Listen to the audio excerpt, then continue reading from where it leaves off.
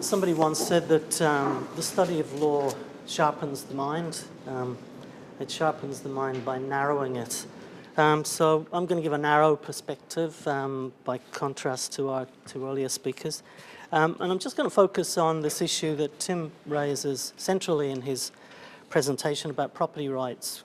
Because for many people, property rights seems to be a kind of a peripheral issue to the question of housing affordability. But it's very central, and Tim's right to make that point. And I just want to demonstrate this by a brief historical study of what's been happening in New South Wales over the last 60 years or so. Up until the Second World War, the housing market in New South Wales, across Australia generally, really, was totally dominated by free market principles. Private property rights were effectively inviolable up until the beginning of the Second World War.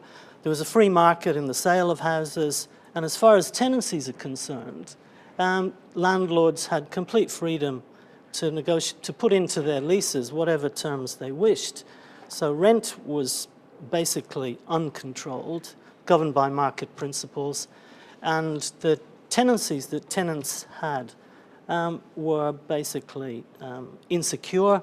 They were determined by market principles. Typically, tenants were on week-to-week tenancies. So we've already had the free market experiment, in a sense, the free private property regime. There were minor attempts to regulate that housing market between 1911 through to the early 30s, but they were minor and they were completely abandoned in the 30s. So come to 1939, a free market. The results were a very poor, depleted housing stock. But an interesting thing about the distribution of property rights was that 50% of the population were tenants. 50% were tenants, 50% were owners, and of course the owners, many of the owners were also landlords. So that's the regime, the private property rights regime we ended up with in a free market. Come the Second World War, the Commonwealth intervenes by controlling rents, not wanting racketeering during the war effort, and so rent control was introduced comprehensively for the first time. Now that proved to be so popular that after the war, when the war powers expired, state governments took up that initiative. So we had a Landlord-Tenant Amendment Act introduced in 1948, and what that legislation did was to impose radical restrictions on property rights. It did so by controlling rents, and it did so by offering security of tenure to all tenants. Now, there were very noble motives that inspired that regulatory regime, but it proved to be a failure. And Tim's right to point out that regulation, if designed poorly, can have very poor outcomes. And the poor outcomes that followed from that legislation was a flight of investment in housing. So throughout the 50s and 60s, that controlled tenancies induced landlords, induced investors not to invest in private property for rental purposes. And of course, there was a depletion of housing stock as a result of that. So, and often people who were benefiting from security of tenure didn't need that, so it wasn't tied to the need of the respective tenants. So that was a kind of a clumsy, second best effort at a regulatory regime. So to that extent, if you do restrict private property rights too much, as that example shows, it can be counterproductive.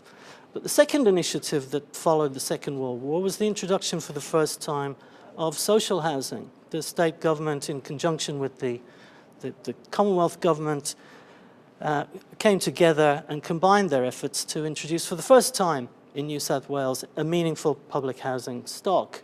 Now that's been an intervention in the market, the creation of not private property rights but public property rights, which has been generally very successful. Going from next to nothing in the 50s through to, by the 1980s, there were 150,000 dwellings built. and housing something like 270,000 of the population, that's a good news story in terms of government intervention in the market, dealing with the issue of housing affordability for a significant segment of the population who were systematically excluded from the market. And so that represents, to some extent, a beacon of success in intervention in the market, that there are always going to be a segment of the population which is excluded from participation in the market for various reasons. They're disabled, they haven't the capacity for one reason or another, domestic violence victims and so on. People who are excluded cannot participate in this private property rights regime. So that's a success story, and I think that's one that we need to hang on to. And that comes basically to my main point, and that is that if you look at the history of property rights in the housing sector, one thing that's striking in Australia is the paucity of options. We have a very restricted menu of tenure options. You're either a tenant or you're an owner. That's it. Or in the case of what's it now? About 4% of the population of New South Wales are in social housing. So for 96% of the population, you're either a private tenant or you're an owner, or you're an owner and a landlord of private tenants. And that basic binary mix is a very narrow one if you compare it with what other countries offer.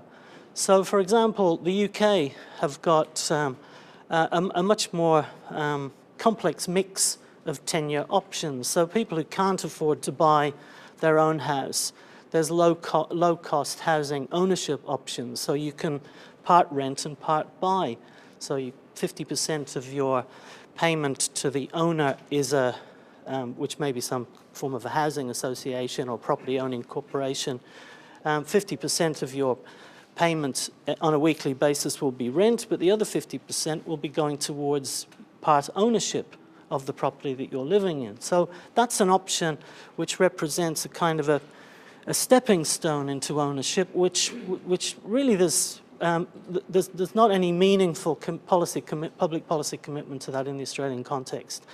If you look at countries like Norway, where there's 80% home ownership, of that 80%, something like 18% have ownership of shares in housing cooperatives. So so 60% are homeowners, which is lower than, what is the figure here? Now it's something like 68, 69% in Australia.